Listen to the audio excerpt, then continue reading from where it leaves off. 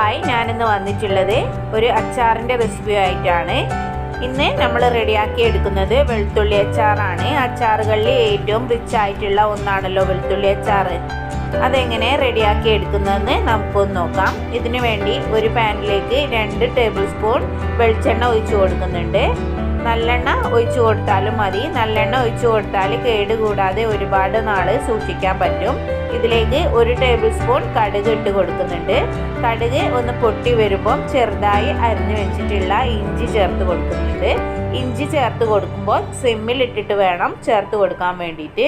എന്നിട്ട് നമുക്ക് നന്നായിട്ടൊന്ന് വഴറ്റിയെടുക്കണം. ഇഞ്ചിയുടെ പച്ചമണമൊക്കെ ഒന്ന് മാറി വരുമ്പോൾ നമുക്കിതിലേക്ക് ചീരാമുളക് ചേർത്ത് കൊടുക്കാം. ഞാൻ വളരെ കുറച്ച് ചീരാമുളക് മാത്രമാണ് ചേർത്ത് കൊടുത്തിട്ടുള്ളത്. നല്ല എരിവുള്ള മുളകായതുകൊണ്ട്. സാധാ ചീരാമുളകാണെങ്കിൽ ഇതിലേക്ക് നമുക്ക് കുറച്ചുകൂടെ ചേർത്ത് കൊടുക്കാം. ചീരാമുളക് കയ്യിലില്ലാന്നുണ്ടെങ്കിൽ സാധാ മുളക് ചെറുതായി അരിഞ്ഞത് ചേർത്ത് കൊടുത്താലും മതി. എന്നിട്ട് നമുക്ക് നന്നായിട്ട് ഒന്ന് മിക്സ് ചെയ്തിട്ടെടുക്കാം. ഇനി ഇതിലേക്ക് നമുക്ക് കുറച്ച് കറിവേപ്പില കൂടെ ചേർത്ത് കൊടുക്കാം. ഇനി തൊലിയൊക്കെ കളഞ്ഞ് കഴുകി വൃത്തിയാക്കിയിട്ടുള്ള വെളുത്തുള്ളി കൂടെ ചേർത്ത് കൊടുക്കാം. ഞാൻ 1 കിലോ വെളുത്തുള്ളിയാണ് എടുത്തിട്ടുള്ളത്. വെളുത്തുള്ളി ഇട്ട് കൊടുത്തതിന് ശേഷം നന്നായിട്ടൊന്ന് മിക്സ് ചെയ്തിട്ടെടുക്കുന്നുണ്ട്. ഇനി വെളുത്തുള്ളി ഒന്ന് വഴറ്റിയെടുക്കണം. ഇനി വെളുത്തുള്ളി ഒന്ന് വഴന്ന് വരുമ്പോൾ നമുക്കിതിലേക്ക് പൊടികൾ ചേർത്ത് കൊടുക്കാം. 1 ടേബിൾ സ്പൂൺ മഞ്ഞൾപ്പൊടിയാണ് ചേർത്ത് കൊടുത്തിട്ടുള്ളത്. ഇനി 3 ടേബിൾ സ്പൂൺ മുളക് പൊടി ചേർത്ത് കൊടുക്കുന്നുണ്ട്.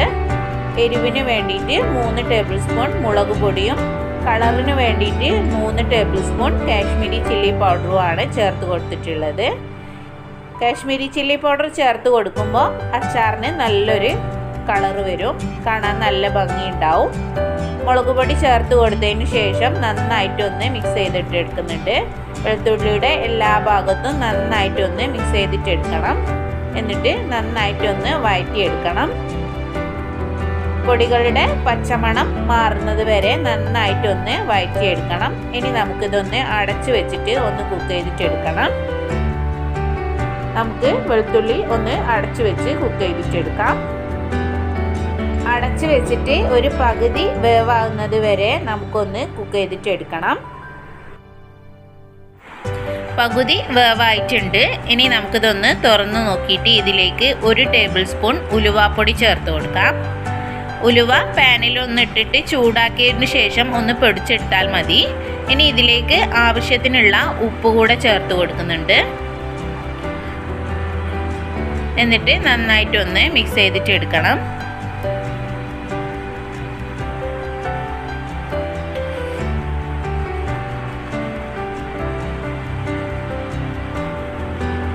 പൊടികളൊക്കെ നന്നായി വന്ന് നല്ലൊരു കളറായി വന്നിട്ടുണ്ട്. ഇനി ഇതിലേക്ക് നമുക്ക് ചേർത്ത് കൊടുക്കുന്നത് ശർക്കര പൊടിച്ചതാണ്.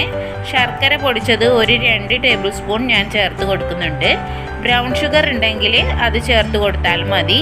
ശർക്കരയും ബ്രൗൺ ഷുഗറും ഇല്ലാന്നുണ്ടെങ്കിൽ നമുക്ക് 1 ടേബിൾ സ്പൂൺ പഞ്ചസാര ചേർത്ത് കൊടുക്കാം. എന്നിട്ട് ശർക്കര എല്ലാ ഭാഗത്തും ആകുന്ന വിധത്തിൽ നന്നായിട്ടൊന്ന് മിക്സ് ചെയ്തിട്ടെടുക്കണം. ഇനി ഇതിലേക്ക് നമുക്ക് ചേർത്ത് കൊടുക്കുന്നത് വിനാഗിറാണ്. 2 കപ്പ് വിനാഗിർ ഞാനിതിലേക്ക് ഒഴിച്ചു കൊടുക്കുന്നുണ്ട്. എന്നിട്ട് നമുക്കിത് നന്നായിട്ടൊന്ന് തിളപ്പിച്ചിട്ടെടുക്കണം.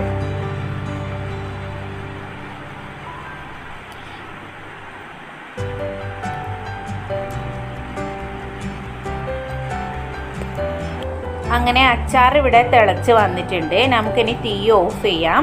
അച്ചാർ ഒരിക്കലും മൂടി വെക്കരുത്. മൂടി വെച്ചാൽ ആവി കയറിയിട്ട് വെള്ളം അച്ചാറിലേക്ക് വന്നിട്ട് അച്ചാർ വേഗം കേട് വന്നു പോവും. അതുകൊണ്ട് തുറന്നിട്ടിട്ട് വേണം അച്ചാർ ചൂടാക്കിയെടുക്കാൻ. അങ്ങനെ നമ്മുടെ ടേസ്റ്റി അച്ചാർ കുറുകി വന്നിട്ടുണ്ട്. ചൂടാറിയതിന് ശേഷം കുറുകി വന്നിട്ടുണ്ട്. വേണമെങ്കിൽ ഇതിലേക്ക് നമുക്ക് കുറച്ചും കൂടെ വിനാഗിരി ഒഴിച്ചു കൊടുക്കാം. ഞാൻ ഒഴിച്ചു കൊടുക്കുന്നില്ല. അങ്ങനെ ടേസ്റ്റി അച്ചാർ റെഡിയാണ്. എല്ലാവരും ട്രൈ ചെയ്ത് നോക്കണം. എൻ്റെ ഈ വീഡിയോ ഇഷ്ടമായിട്ടുണ്ടെങ്കിൽ ലൈക്ക് ചെയ്യാനും ഷെയർ ചെയ്യാനും മറക്കല്ലേ. ആദ്യമായിട്ടാണ് എൻ്റെ വീഡിയോ കാണുന്നതെങ്കിൽ ഒന്ന് സബ്സ്ക്രൈബ് ചെയ്തേക്കണേ. Thank you. Have A nice day.